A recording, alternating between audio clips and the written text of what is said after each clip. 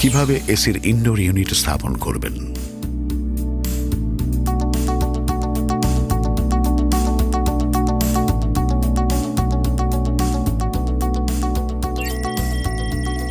রুমের পজিশন অনুযায়ী ইনডোর ইউনিটের জায়গা নির্ধারণ করে ছাদ থেকে আনুমানিক ৮ ইঞ্চি নিচে এসি সেট করা ভালো।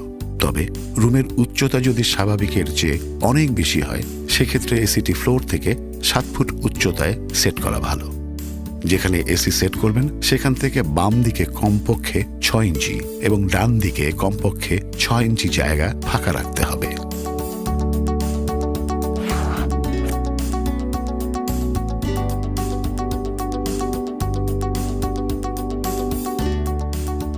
বেস প্লেট লাগানোর সময় খেয়াল রাখতে হবে কোনো ইলেকট্রনিক বা প্লাম্বার লাইনের যেন ক্ষতি না হয়।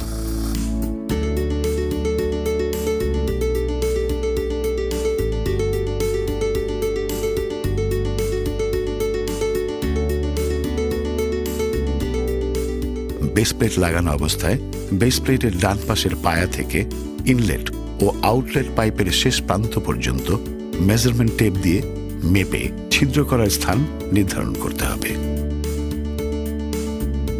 ছিদ্রটি যেন রুমের ভেতরের দিক থেকে বাইরের দিকে ঢালু থাকে।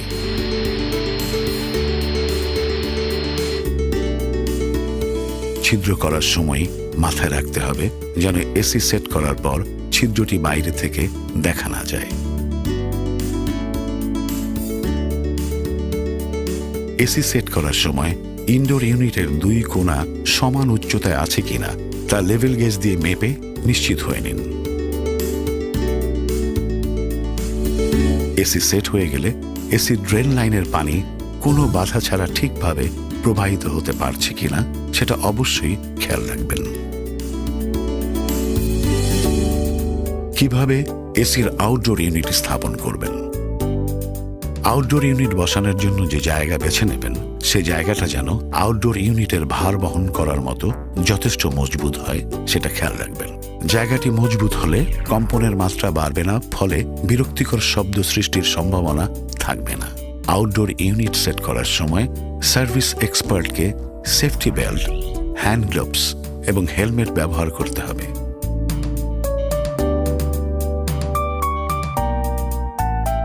আউটডোর ইউনিটটি যেখানেই সেট করা হোক না কেন সেটি সুনির্দিষ্ট ফ্রেমে সেট করাই ভালো।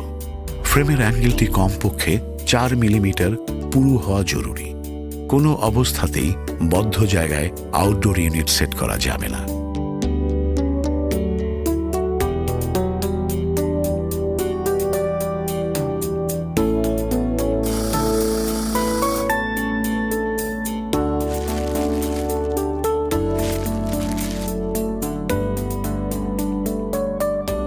আউটডোর ইউনিটের ফ্যানটি অবশ্যই বহির্মুখী রাখতে হবে।